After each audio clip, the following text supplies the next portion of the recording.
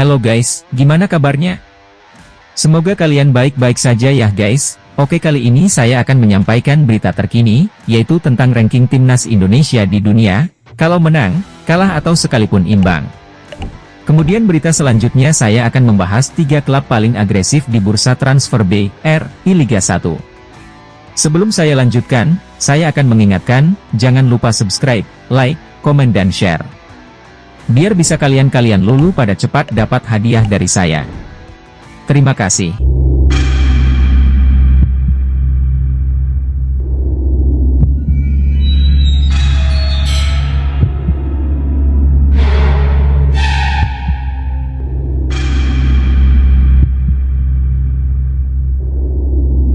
Tiga klub paling agresif di bursa transfer paruh musim BRI Liga 1, juru kunci jor-joran.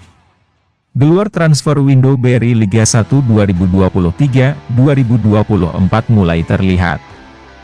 Beberapa nama besar memilih pindah klub di paruh musim. Salah satunya top skorer Liga 1, Gustavo Almeida yang berganti kostum dari Arema FC ke Persija Jakarta. Kabarnya, Persija menggelontorkan dana besar untuk mendatangkan penyerang asal Brasil itu dengan status pinjaman.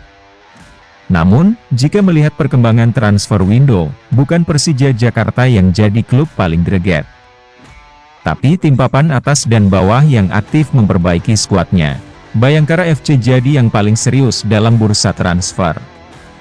Maklum, tim berjulukan The Guardian itu ada posisi juru kunci klasemen sementara. Sehingga mereka jor-joran mendatangkan pemain berkualitas. Sebut saja Witan Sulaiman dan Iputu Gede. Tim papan bawah BRI Liga 1, Persikabo juga mendatangkan lumayan banyak pemain. Selain itu, ada PSIS Semarang yang bersaing di papan atas baru mendapatkan pemain sekelas Evan Dimas Darmono. Berikut geliat 3 klub tersebut di transfer window. Bayangkara FC. Bisa dibilang Bayangkara FC sedang mengalami musim terburuk. Sejak jadi juara Liga 1 2017, mereka dikenal sebagai langganan papan atas. Namun, tim berjulukan The Guardian ini seperti kehilangan bentuk permainannya. Sehingga mereka ada di dasar klasemen. Demi lepas dari jeratan degradasi, mereka mendatangkan 5 pemain baru. 3 diantaranya merupakan pemain lokal yang masih dan pernah jadi bagian timnas Indonesia, yakni Witan Sulaiman, Iputu Gede Juni Antara dan Arif Satria. Sedangkan 2 pemain lain mengisi slot asing. Seperti Zulfahmi Arifin yang merupakan pemain timnas Singapura. Sedangkan 1 nama lagi adalah jebolan timnas Australia U23, George Blackwell. Melihat nama-nama pemain yang didatangkan, tim ini sangat serius untuk bangkit. Ternyata, mesin rekrutmen pemain Bayangkara masih belum berhenti. Kabarnya, mereka masih memburu beberapa pemain yang kini membela tim papan atas. Ditambah lagi mereka sudah ditangani pelatih sekelas Mario Gomez. Pelatih asal Argentina yang pernah menukangi 3 tim besar Liga 1. Seperti Persib Bandung, Borneo FC dan Arema FC. Pemain masuk, Witan Sulaiman, Zulfahmi Arifin, Putu Gede, George Blackwell, Arif Satria. Persikabo 1973. Sepertinya, Persikabo 1973 tak mau kalah dari rivalnya di papan bawah, Bayangkara FC. Karena dalam transfer window, Laskar Pajajaran ini sudah mendatangkan 6 pemain. 5 diantaranya merupakan pemain asing, yakni Pedro Augusto, Caca Basilio, Kevin Aleman, Junior Bakayoko dan Miat Kaunghan. Satu-satunya pemain lokal yang direkrut adalah Fajar Ginting dari klub kasta kedua, Deltras FC. Dengan mengubah mayoritas pemain asing, pelatih Aji Santoso berharap timnya bisa lepas dari degradasi. Persikabo berlombang dengan Bayangkara dan Arema agar tidak turun ke kasta kedua. Yang menarik, 5 pemain asing yang didatangkan belum pernah main di Liga 1.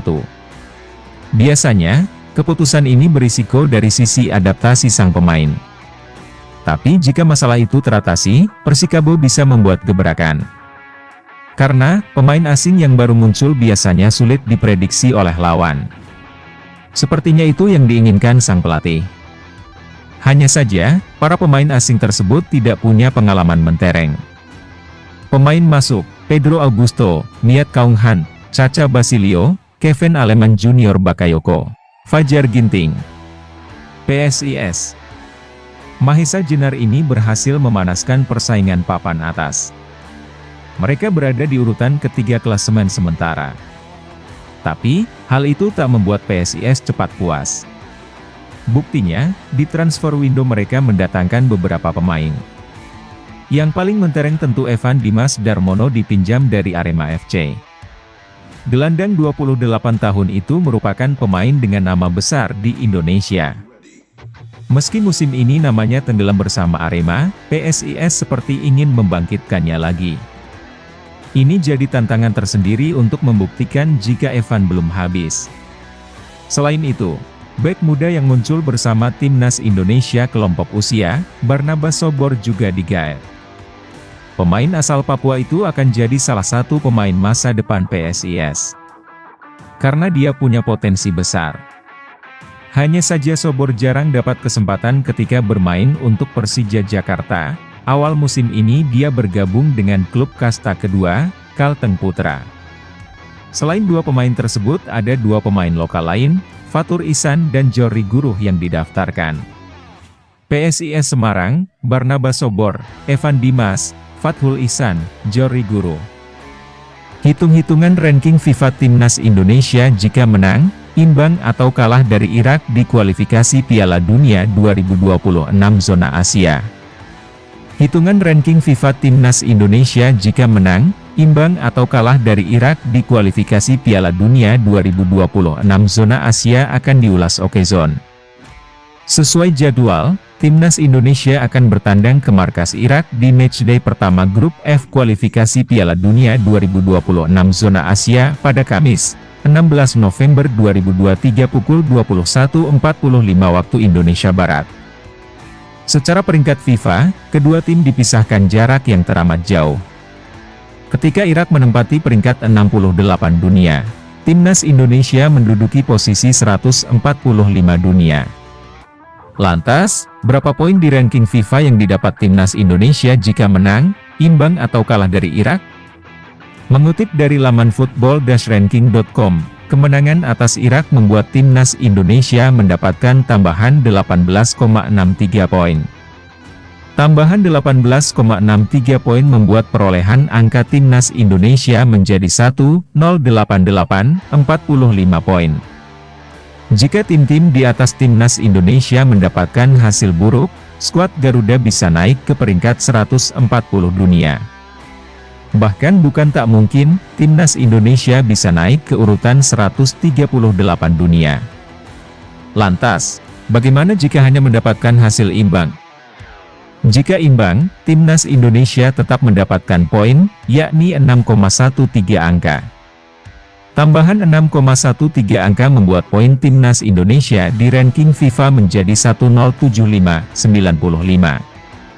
Hasil ini membuat Timnas Indonesia bisa naik ke urutan 143 dunia menggeser Suriname dan Ethiopia. Bagaimana jika kalah? Jika kalah dari Irak, Timnas Indonesia kehilangan pukul 6,37 poin dan membuat poin skuad Garuda menjadi 1,063,45 angka.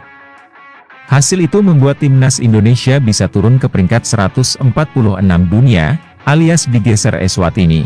Sekarang harapannya Timnas Indonesia bisa mendapatkan hasil positif atas Irak. Jika menang atas Irak, Timnas Indonesia tak hanya mengalami kenaikan posisi di ranking FIFA, tapi juga menjaga peluang lolos ke babak ketiga kualifikasi Piala Dunia 2026 zona Asia.